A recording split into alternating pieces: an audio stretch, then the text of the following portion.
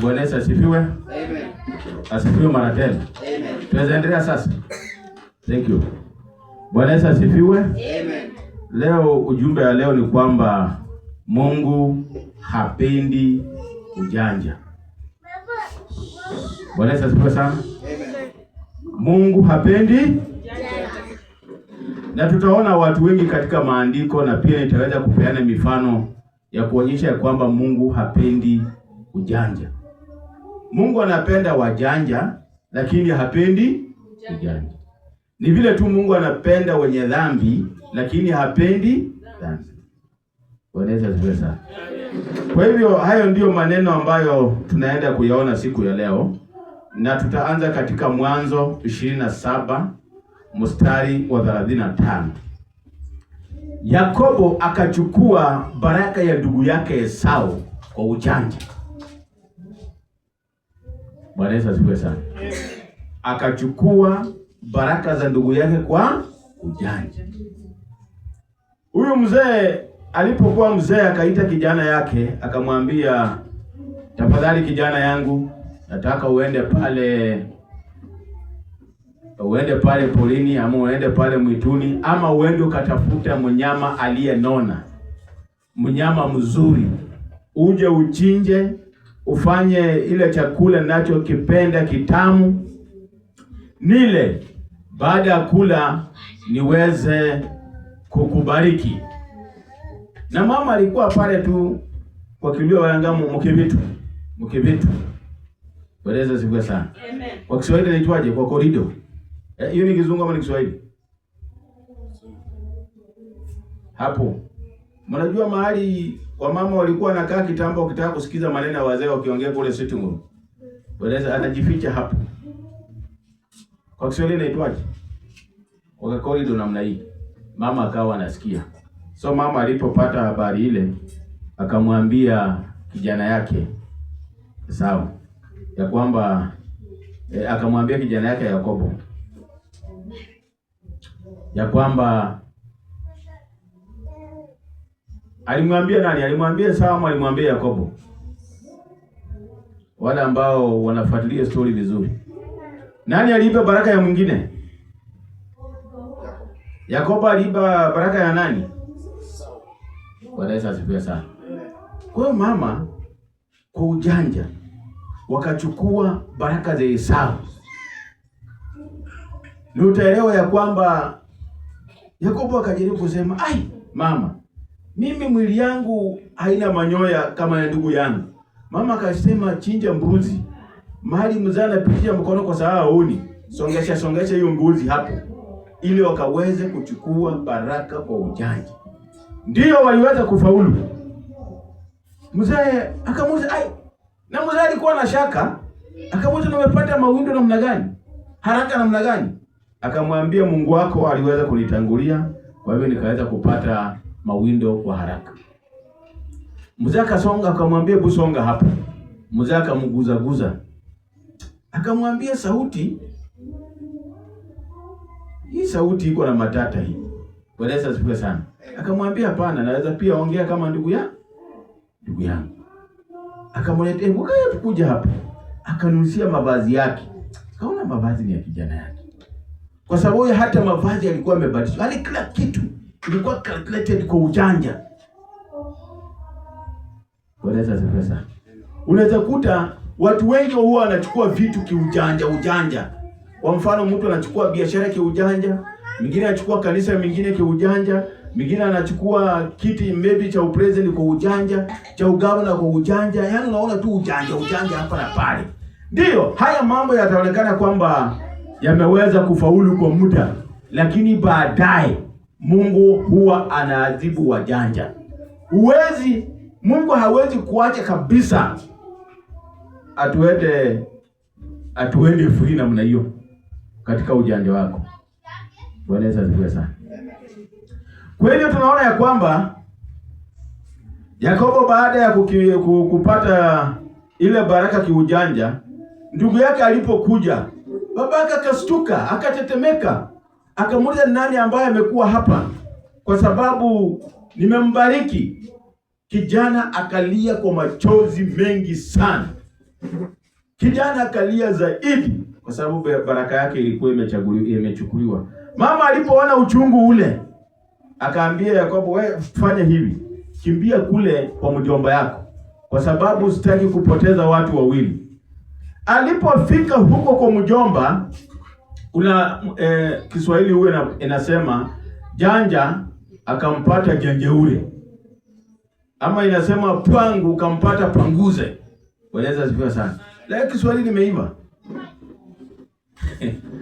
Walipofika huko, Labani akamwambia, hakuna haja unifanyie kazi bure. Unataka namna gani? Akasema, nataka nifanye kazi ndio nipatie huyu msichana wako mdogo kwa miaka 7.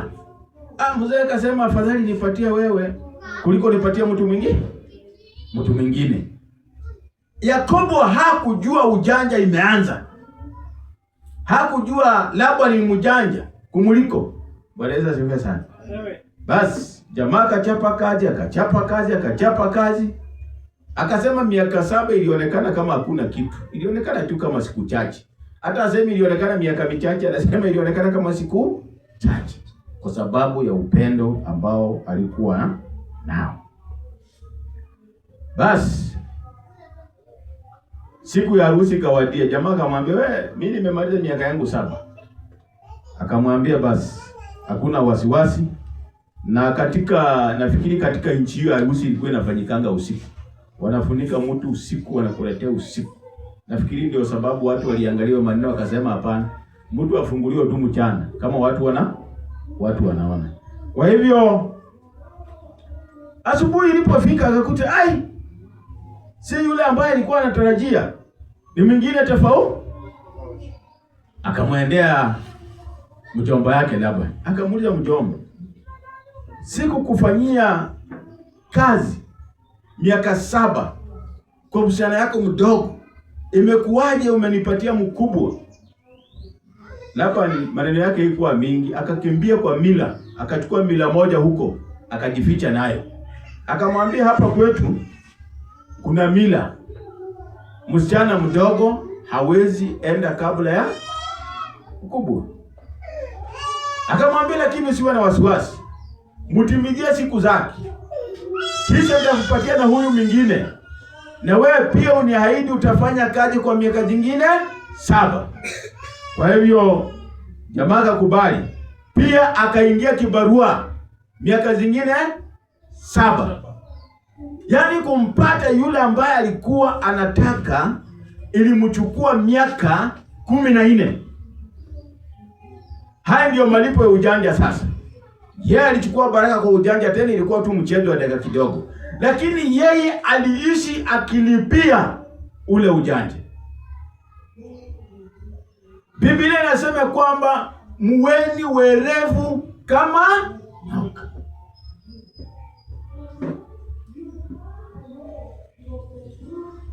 Basi maisha ikaendelea namna hiyo. Biblia inasema ile miaka 14 ilipokwisha, Laban hakuachia hapo. Biblia inasema ya kwamba akaanza ujanja ya kubadilisha mshahara wake. Akisema ng'ombe wakizao madoadoa nitakupa, anaangalia yenye hakuna. Anasema ikizaliwa ya blue hiyo nitakupa, inazaa blue.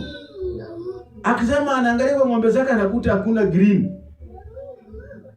Anasema ikizaliwa ya green nitakupa, inazaliwa Waleza sifiwe sana. Biblia inasema, Yakobo anasema, wewe ulibadilisha mshahara yangu mara 10. 10 times ukibadilisha mshahara. Naona jamaa anaishi kulipia ule ujanja ambao alikuwa ameufanya. That's why tukasema ya kwamba Mungu hapendi ujanja. Na bado nikumbuke yule ni mtu wa Mungu, hata akiomba maombi inaingia. Maombi yanafika kwa Mungu na hata anajibiwa. Lakini ile dhambi ambayo ulitenda lazima uweze kuilipia. Hata kama umeokoka, hiyo lazima uilipie. Alipokuwa mzee sasa, akapewa moja ya kuishi sasa nayo katika machungu yale.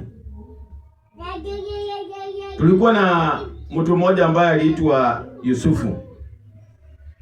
Ndugu zake kwa sababu ya ndoto zake hawakumpenda, kwa sababu ya ukweli ambao walikuwa ndani yao hawakuupenda. Hata baba yake akamshoneka koti kamoja ka rangi nyingi. Yaani kwa mandugu zake hakuna mtu alikuwa na koti kama hiyo. Bwana asifiwe sana. Kale kakoti kakawauma. Yale maneno walikuwa wanafanya huko, wakikuja kuambia baba, wanakasirika na huyo kijana. Kwa hivyo siku moja akaota, akasema aliona nyota, akaona mwezi, akaona jua, vyote vimeanguka mbele yake.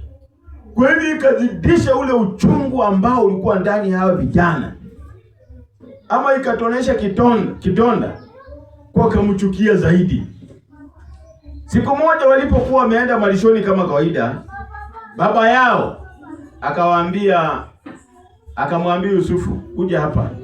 Yusufu alikuwa kijana mtiifu sana. Hata wale wakimchukia yeye baada alikuwa anawapenda tu. Basi mzee akamwambia, nataka uchukue chakula hapa, uende uangalie ndugu zako wanaendelea namna gani. Unajua wakati hakuna simu. Ulikuwa unaenda tu ukiuliza, wewe fulani, kuna vijana umeona kwa kichunga ng'ombe pale. Anasema yeye niliwaona wakipita pande hii. Unaenda pande hiyo, unakutana vingine, anasema wako pande hii. Unaenda pande hiyo, nakwambia wako pande ile. Bwana Yesu asifiwe sana. Kwa hivyo akatafuta ndugu zake mpaka akawapata. Walipomwona kwa mbali, wakasema ndio yule muotaji wa ndoto. Yaani kumaanisha hata jina lake walimbadilishia. Unajua watu wanakuanga wamebadilishwa majina na hawana habari. Bwana Yesu asifiwe sana. So akasema ndio yule muotaji wa ndoto. Wacha tumuue na tuone ndoto zake nini kitakachofanyika. Yaani wacha tufikishe ndoto zake kikomo. Walipofika mahali pale, Biblia inasema ya kwamba wakamchukua, wakamtupa kwa shimo. Mimi nataka kuamini ya kwamba lile shimo Mungu alikausha maji, haikuwa isipokuwa kulikuwa na matope. Basi wakikaa wakikula ugali, Mungu naye anafanya miujiza yake. Wale watu wa kununua watu nao wanapita pale. Mmoja anasema hapana, tusiue ndugu yetu ili damu yake isije ikawa mikononi mwetu. Wacha na tumuuze kwa hawa watu wananunuanga watu. Wakasema hii ni mambo mzuri. Wakachukua ndugu yao, wakatoa kwa shimo, wakaenda wakamuuza kwa wale watu. Wakamwacha Yusufu akiendelea safari yake. Wakaulizana na baba atamwambia namna gani? Wakasema tuchinje kondoo moja hapa. Baba hana habari ya kondoo wangapi tuko nao. Tuweke hiyo koti ambayo alikuwa anapenda sana, tuweke ndani ya damu, tupelekee baba. Wakafanya hivyo. Wakapelekea baba. Wakamuuliza, unatambua koti hii? Akasema ya. Hii ni koti ya kijana yangu. Bwana Yesu asifiwe sana. Yaani waliitambua. Imagine yeye alidanganya mtu mmoja. Lakini hapa unaona anadanganya na watu wengi. Anafanyiwa ujanja na watu wengi katika uzee wake. Nukumbuke bado ni mtu wa Mungu. So huwezi fanya ujanja fulani alafu ukakuja ukasema nitaokoka, ile maneno itaandamana pamoja na mimi. Hapana. Lazima utaweza kuilipia. Yale mambo ya Yakobo akaiba baraka ya Labani nimetoa Mwanzo 27 mstari wa 35. Labani akabadilisha Yakobo mke, ni Mwanzo 29 mstari wa 25 mpaka 29. Labani abadilisha Yakobo mshahara mara 10, ni Mwanzo 31 kuanzia 7 mpaka 8. Watoto wa Yakobo walimdanganya baba yao Yusufu, ili Mwanzo 37 kutoka 31 mpaka 35. Alafu nataka niongee juu ya mtu mmoja alikuwa anafanya biashara mzuri sana. Na katika biashara hiyo ilikuwa ya kuuza ng'ombe. Anaenda anatoa ng'ombe kwa Wanandi huko. Unajua kitambo kwa Wanandi ng'ombe ilikuwanga bei rahisi. Analeta kwa Waluya. na ng'ombe ikawa kwa Waluya bei ni mzuri. Basi akawa anaendelea vizuri sana. Rafiki yake mmoja akamuuliza, bwana, si uniingize kwa hii biashara? Naye pia hakuwa na roho mbaya, akamwambia hii biashara unaweza ingia tu. Akauliza, nikiwa na pesa ngapi? Akamwambia kulingana na wewe, hata ukiwa na pesa ya ng'ombe moja, si utaenda uuze hiyo ng'ombe moja, ukuje uuze upate faida, hivyo hivyo uongeza ukue 2, wakue 3. Akamwambia ni sawa. So akaenda akamwonyesha biashara ile. Huyu akinunua ng'ombe wengi, huyu anawanunua wachache, kwa sababu huyu alianza biashara mapema. Huyu sasa akaingiwa na ile roho ya ujanja, roho ya kutaka kuwa na mali nyingi mara moja. So wakati walipokuwa wamenunua ng'ombe, huyu amenunua mingi, huyu amenunua kidogo, yani yule mwanzilishi alikuwa na mingi. Sasa huyu jamaa akawaambia huyu jamaa, sasa kuanzia leo hizi ng'ombe zote ni zangu. Yule ambaye ameonyeshwa biashara akamwambia, hapana bwana, that was not our agreement. Basi huyu jamaa akamgonga chuma, akamwambia, tafadhali usiniue, maana ukiniua ndege huyu atakuja usema ile ujanja ambao umefanya hii siku ya leo. Huyu jamaa hakusikia, akagonga yeye, akaua yeye, akaficha kwa kichaka. Basi alipoua yeye ameficha kwa kichaka, akaenda nyumbani. Watu wakauliza, fulani mnakuanga naye? Akasema, hapana, raundi hii wakati alinionyesha kazi, yeye alienda biashara zake, mimi nikaenda biashara zangu. Kwa hivyo hatukuwa pamoja. Ile ujanja. Basi zile ng'ombe kwa sababu aliweza kuzipata kwa ujanja, hakuweza kuipata kwa njia ambayo halali, maana maandiko yanasema wanaopata mali yao kwa ujanja pia itaisha kwa ujanja. Wanaopata mali yao polepole, hiyo mali itadumu. Lakini wanaopata mali yao haraka pia mali itaenda haraka. Basi ile mali kwa sababu ipata haraka, ile mali ikaenda haraka. Ikabidi sasa huko nyumbani kimeumana, hana pesa kwenda, ng'ombe wagonjwa kaingia ndani, zikaisha zingine, mambo ikaenda namna hiyo. So akakuja hapa Nairobi kutafuta kazi. Bwana Yesu asifiwe sana. Mungu huwa anaangalia wajanja na kuwaadhibu. Basi akaweza kuandikwa kazi na mzungu mmoja enzi hizo, na akaweza kupelekwa jikoni akawa mpishi. Na akiwa katika kutengeneza chakula, yule ndege ambaye yule jamaa wakati alikufa akasema, tafadhali usiniue, maana ndege huyu atasema. Hii story ilikuwa naisoma mahali. Basi Bwana Yesu asifiwe sana.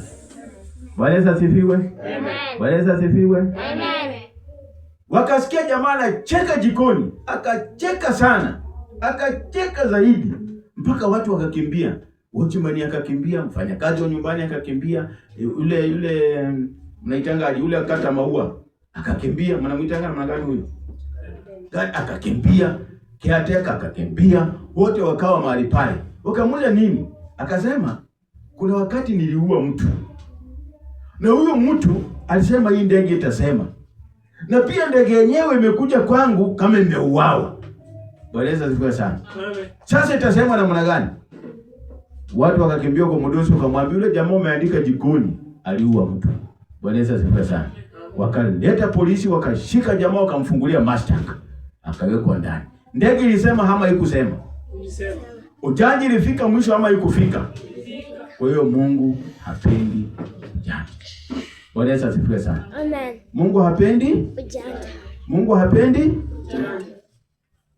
Kuna mtu mmoja ambaye ni ujanja tu ilifanya kufa. Alikuwa mshirika mzuri, alikuwa anaimba vizuri, alikuwa anaomba vizuri, lakini alikufa katika ujanja wake. Na huyo anaitwa Anania na Safira. Bwana Yesu asifiwe sana. Anania na Safira waliona wameuza shamba, walikuwa wamesema pesa yote tutalete hapa. Vile sisi tunakuanga tuna ujanja, tunasema tukipata kazi. Hata kwanza nilikuwa mwingine kanisani wakati ule nilikuwa nashiriki town. Mshahara mwingine akakuja akasema, mimi wacha hii mambo watu wanasemanga 10%. Mimi nitakuwa natoa 30%.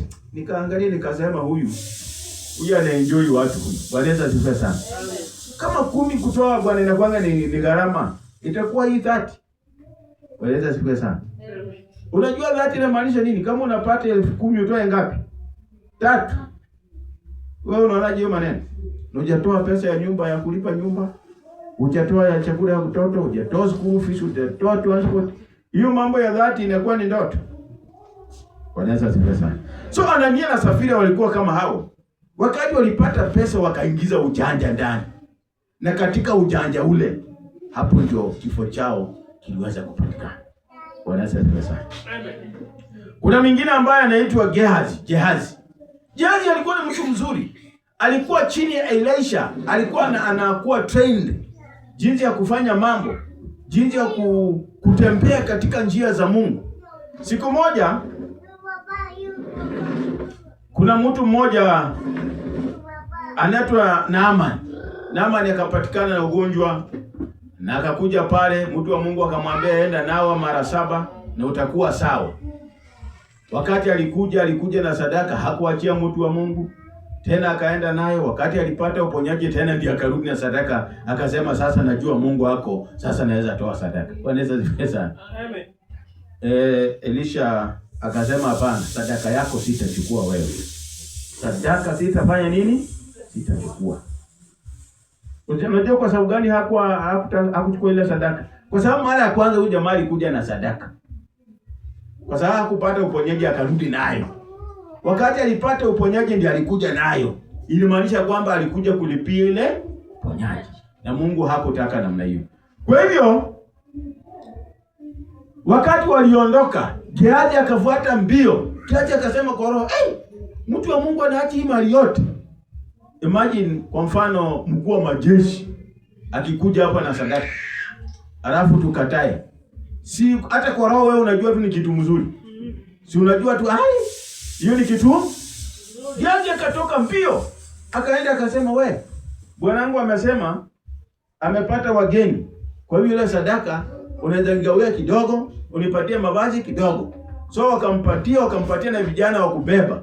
Yeye akaangalia mtu wa Mungu wako wapi? Akamwambia pitia pande ile. Weka kwa nyumba. Wakaweka kwa nyumba, alafu sasa akakuja mbele Elisha. Elisha akamuuliza, "Umetoka wapi?" Akamwambia, "Kuna mahali mimi nimeenda." Bwana Yesu, nimekuwa tu Elia. Hiyo maneno ukitaka kuipata, unasoma Wafalme wa Pili kwa mlango wa 5 mstari wa 20 kutoka hapo kuendelea. Mtu wa Mungu akamwambia, "Si roho yangu ilikuwa na wewe mpaka mahali yule mtu alisimama akatoka kwenye gari yake, akakuja akakupatia fedha, akakupatia na manguo, sijui akakupatia na nini? Huu ndio wakati wa kupokea sadaka wewe. Ule ugonjwa ambao Naaman alikuwa nao, kutoka sasa ni wewe utaibeba." Wanaweza zipia sana. Jamaa akapata ugonjwa ambayo haikuwa yake. Alipata huo ugonjwa kwa sababu gani? Ujanja. Wanaweza zipia sana. Amen. Mungu hapendi ujanja. Mungu anapenda mtu mwerevu. Anafanya vitu kiwerevu. Wanaweza zipia sana. Amen. Lakini hapendi ujanja. Kuna mtu mmoja pia ndio tutasoma katika 2 Samuel chapter 11. Unaanzia pale 13 kuendelea. Anaitwa David. David kulikuwa wakati wa vita. Yeye mwenyewe hakuenda vitani, lakini ilikuwa wakati wa vita. Biblia inasema kwamba wakati huo wafalme wote wangefaa kwenda vitani, lakini yeye hakwenda. Basi jioni akawa anatoka kutembea kwenye dari yake, akaona mama anaoga pande, akauliza ni mama ya nani? Wakamwelezea ni huyo ni bibi ya Uria. Akasema leteni yeye hapa. Bibi ya Uria akaweza kuwa mjamzito.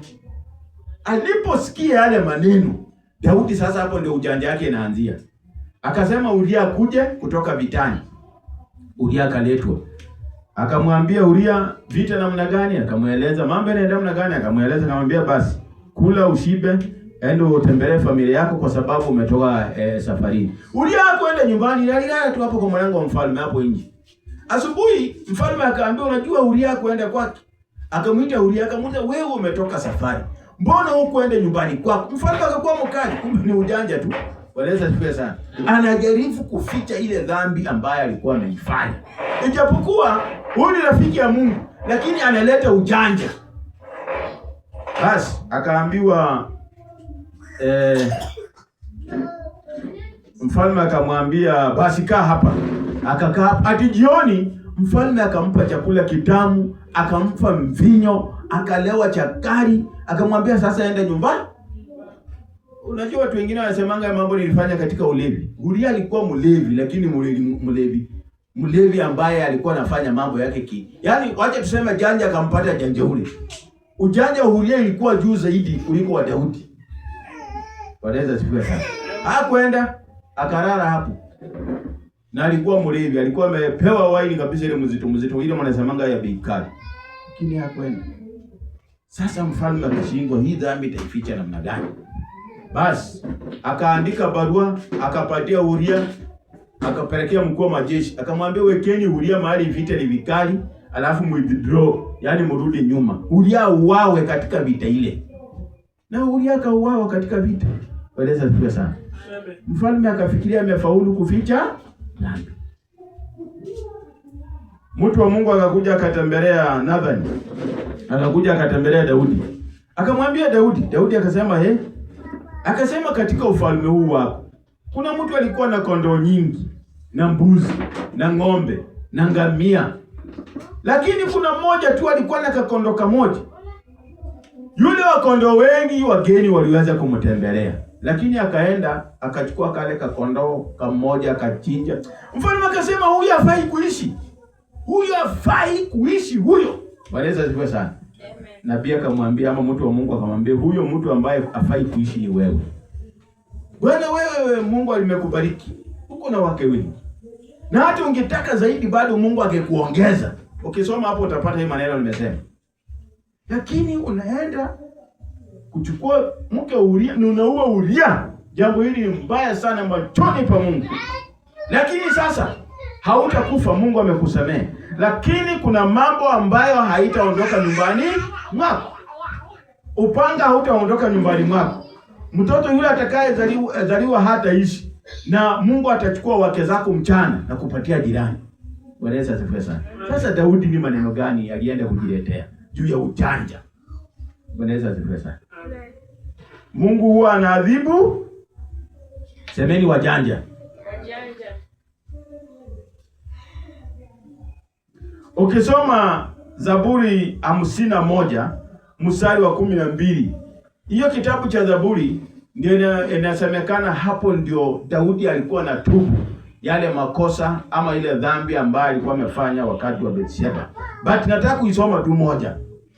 Niseme ya kwamba 51 mstari wa 12 inasema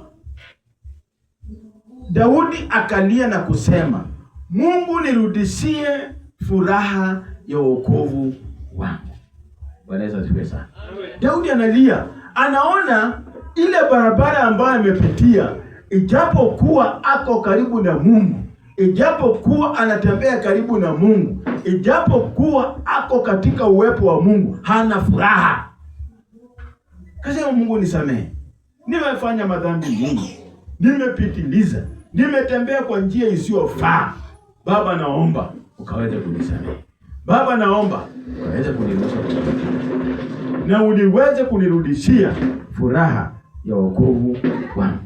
Biblia inasema waovu hawataenda kabisa bila kuadhibiwa. Kama kuna kitu ambacho ulifanya hata ukiwa kijana, ukiwa mzee na miaka yako imeisha hujalipia, itabidi uongezewe miaka kiasi ili uweze kulipa yale mambo ambayo uliweza kuyafanya, whether ni mazuri ama ni mabaya, lazima uweze kuyalipia. Bwana Yesu asifiwe sana. Amen. Bwana asifiwe. Amen. Bwana asifiwe. Amen. Bwana asifiwe. Amen.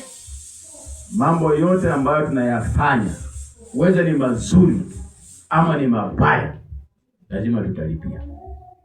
So mimi naomba tuwe tunafanya mazuri, ndio tukilipo tulipwe mazuri. Bwana Yesu asifiwe sana. Amen. Mimi nasema Mungu aweze kuwabariki sana. Mungu aweze kuwabariki sana. Amen. Na huo ndio umekuwa ujumbe wa leo, na nazidi kusema kwamba Mungu aendelee kuwabariki. Semeni amen. Amen. Amen.